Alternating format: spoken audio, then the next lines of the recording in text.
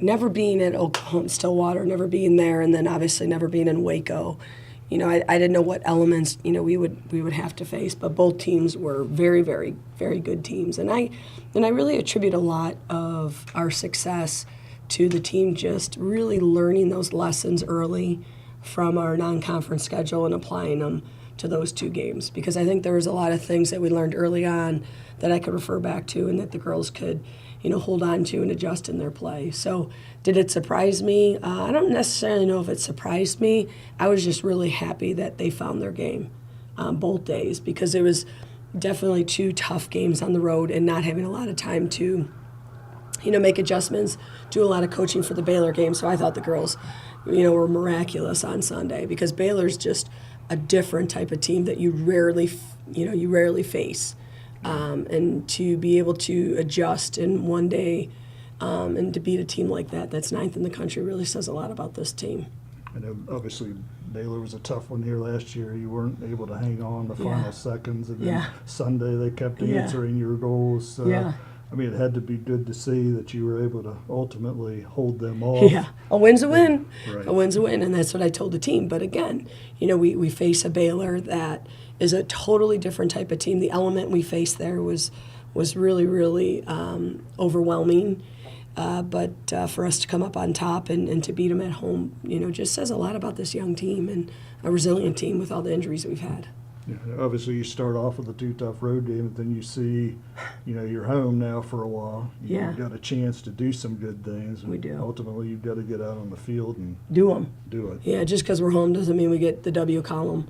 And Texas is 2-0 right now, and they're very, very good, better than they were last year. And, Angie's a very good coach and has some great, players. So we know it's going to be a battle Friday night. I mean, wow, it's going to be a real big game. But it's nice to be home. It's not, to be on an airplane and a bus. An airplane bus, is definitely different.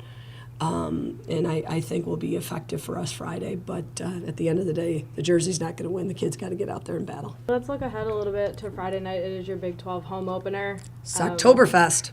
Just talk about that a little bit. What are you expecting out of the fans, out of the crowd, and Yeah. how much do they really help the team, especially in a game as big as this? Well, I know Texas is chartering in. I think they're getting in tonight. They know how big of a game this is. They're 2-0 in the conference, and so are we. And we are seeking every competitive edge we can. And we really need, this is Gold Rush. We need that gold to be just all over that burnt orange, and making sure, I always say, giving them a warm welcome. And I hope the Mountaineers come out and packs and make sure we have an army in that stadium welcoming, the Longhorns, because we're going to need them behind us. Because I do think any competitive edge is going to be helpful because how good Texas is. And last year, the Texas game was a pretty big one. It's the one that kind of sealed the regular season championship for you. Kara Blosser had a big goal. She did. I mean, in a lot of respects, there's kind of the same thing riding on this one. It's going to mean a lot for your season considering both teams are undefeated. Absolutely. Every game there's a championship on the line, and we understand that, and I know Texas understands that, or they would have chartered in. So, like I said, we want to control what we can control, and if we have our fans coming in and controlling what they can control, that would be fabulous. But this is a huge game, and I think if I'm a fan, this is going to be a heck of a game to watch on Friday. So it's worth coming out, and I know my team knows what's at stake, so they're going to play with their hearts.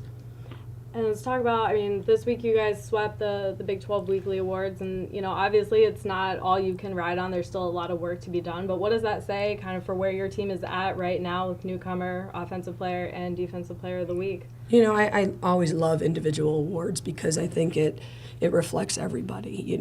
Anytime anyone gets an award, I think it's a reflection of the whole team. But, having those three get rewarded, I think is always a nice way to pay for their hard work. But they understand that it's more important to be the player of the year, in December than it is in October or maybe early November.